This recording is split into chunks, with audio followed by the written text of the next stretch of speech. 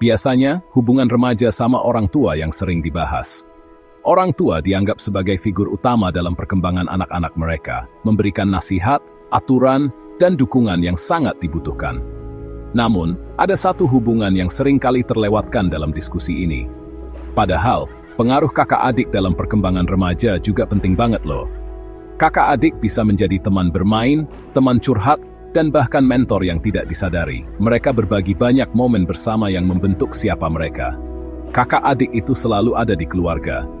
Mereka lihat langsung gimana susahnya dan senangnya jadi remaja. Mereka berbagi pengalaman sehari-hari, dari hal-hal kecil seperti menonton TV bersama hingga membantu satu sama lain mengerjakan PR.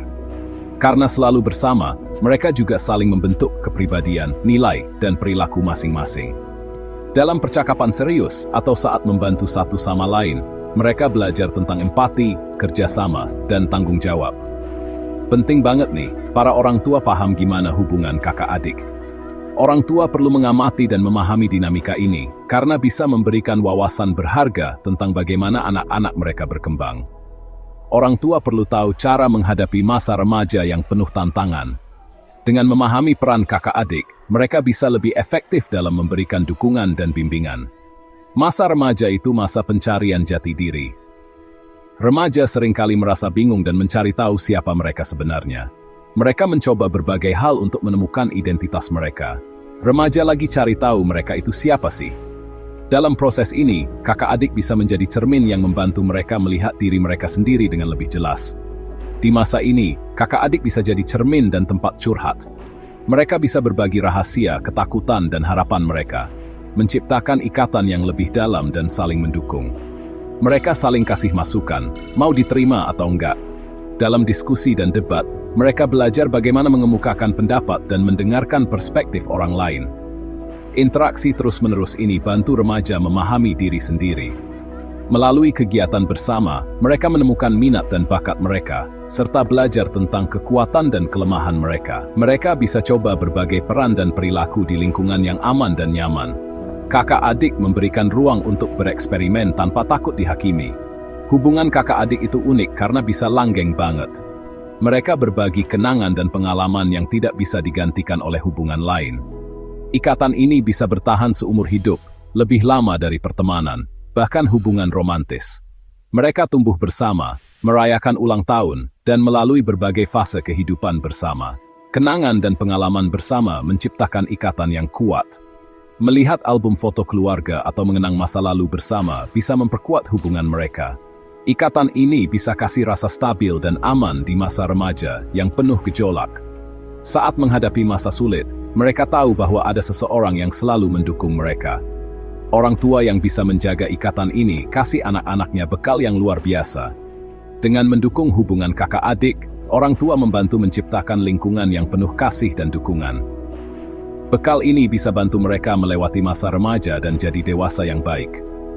Dengan fondasi yang kuat dari hubungan kakak adik, mereka siap menghadapi tantangan hidup dan tumbuh menjadi individu yang lebih baik. Datangnya adik baru pasti ubah dinamika keluarga. Ketika seorang bayi baru lahir, seluruh keluarga merasakan perubahan besar.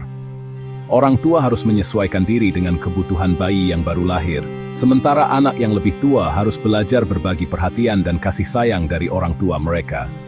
Apalagi kalau anak yang lebih tua lagi masa remaja. Masa remaja adalah periode yang penuh dengan perubahan dan tantangan. Remaja sedang mencari jati diri mereka dan seringkali merasa bingung dengan peran baru mereka sebagai kakak. Kakak sering jadi pelopor tanpa disadari.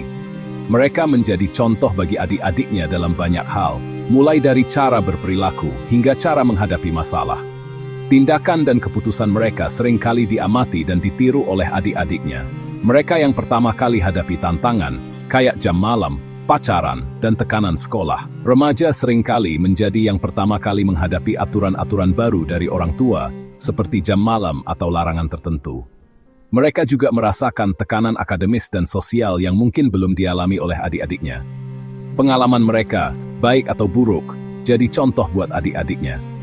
Adik-adik mereka belajar dari pengalaman kakaknya, baik itu kesuksesan maupun kegagalan. Ini bisa menjadi pelajaran berharga bagi adik-adiknya dalam menghadapi situasi serupa di masa depan. Mau atau enggak, mereka jadi panutan. Kakak seringkali menjadi panutan bagi adik-adiknya, baik dalam hal positif maupun negatif. Adik-adik mereka cenderung meniru perilaku dan sikap kakaknya, sehingga penting bagi kakak untuk memberikan contoh yang baik. Gaya pengasuhan orang tua juga berubah. Orang tua harus menyesuaikan gaya pengasuhan mereka untuk memenuhi kebutuhan setiap anak yang berbeda. Mereka harus belajar bagaimana mengelola dinamika keluarga yang semakin kompleks. Mereka nggak lagi urus satu anak yang bergantung. Sekarang, mereka harus mengurus beberapa anak dengan kebutuhan yang berbeda-beda. Ini bisa menjadi tantangan besar bagi orang tua, tetapi juga kesempatan untuk belajar dan tumbuh bersama sebagai keluarga. Sekarang, mereka urus beberapa anak dengan kebutuhan yang berbeda. Setiap anak memiliki kebutuhan dan kepribadian yang unik, dan orang tua harus belajar bagaimana memenuhi kebutuhan tersebut secara adil dan seimbang. Pengalaman si kakak sering jadi acuan orang tua dalam mendidik adiknya yang juga beranjak remaja. Orang tua seringkali menggunakan pengalaman mereka dengan anak pertama sebagai panduan dalam mendidik anak-anak berikutnya. Ini bisa membantu mereka menjadi lebih bijaksana dan efektif dalam pengasuhan.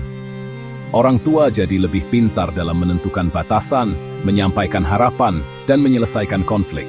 Tapi, nggak selalu mulus. Meskipun orang tua mungkin lebih berpengalaman, setiap anak adalah individu yang unik dan mungkin memerlukan pendekatan yang berbeda.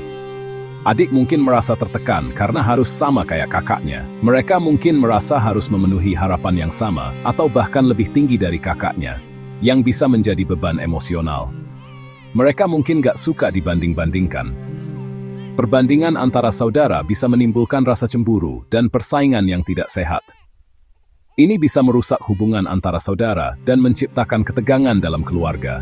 Sebaliknya, kakak mungkin merasa adiknya lebih bebas. Mereka mungkin merasa bahwa orang tua lebih lunak dan memberikan lebih banyak kebebasan kepada adik-adiknya, yang bisa menimbulkan rasa tidak adil.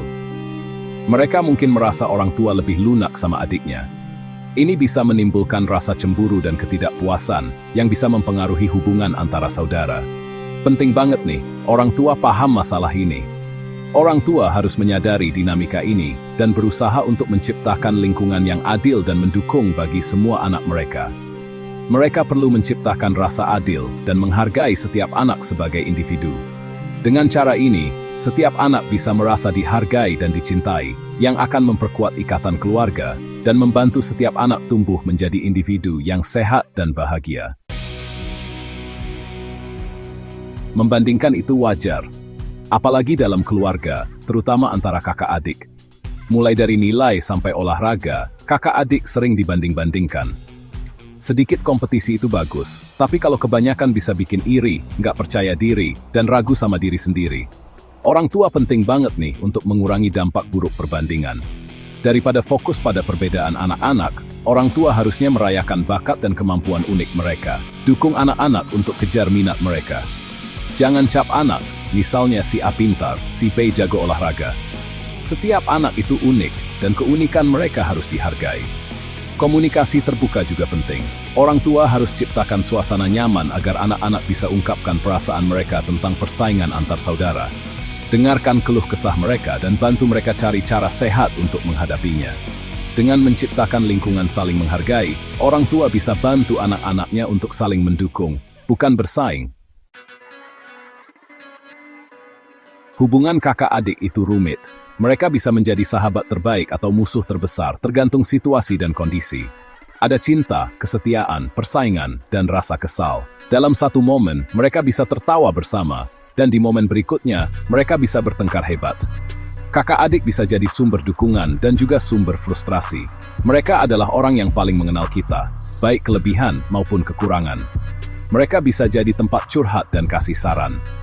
Ketika kita menghadapi masalah, mereka seringkali menjadi orang pertama yang kita tuju untuk mencari dukungan. Tapi, mereka juga saingan yang berebut perhatian, kasih sayang, dan pujian orang tua. Persaingan ini bisa memicu konflik, tetapi juga bisa memotivasi untuk menjadi lebih baik. Saat remaja, ketika teman jadi penting, kakak adik bisa kasih rasa aman dan stabil. Mereka adalah orang yang selalu ada. Bahkan ketika teman-teman datang dan pergi, mereka kasih perspektif berbeda dari dunia pertemanan dan percintaan remaja yang seringkali rumit. Dalam masa-masa sulit, mereka bisa memberikan nasihat yang jujur dan tulus. Kakak atau adik bisa jadi pendengar, tempat nangis, atau kasih nasihat keras saat dibutuhkan. Mereka tahu kapan harus mendengarkan dan kapan harus berbicara. Tapi, kedekatan yang sama yang bikin akrab juga bisa bikin konflik. Perbedaan pendapat dan kepribadian seringkali memicu pertengkaran. Kakak adik tahu gimana cara bikin satu sama lain kesal. Mereka tahu kelemahan masing-masing. Ini bisa jadi senjata dalam pertengkaran. Ini bisa bikin ejek-ejekan, pertengkaran dan rebutan kuasa. Namun, di balik semua itu, ada ikatan yang kuat dan tak gantikan. Orang tua perlu memperhatikan dinamika ini dan kasih bimbingan serta dukungan saat dibutuhkan. Mereka harus peka terhadap tanda-tanda persaingan yang tidak sehat. Mereka harus dorong komunikasi yang sehat dan kemampuan menyelesaikan konflik. Dengan begitu, anak-anak bisa belajar bagaimana menyelesaikan masalah dengan cara yang konstruktif. Mereka juga harus tahu kapan harus turun tangan dan kasih batasan, agar persaingan nggak jadi berbahaya. Dengan bimbingan yang tepat, hubungan kakak adik bisa menjadi salah satu hubungan yang paling berharga dalam hidup.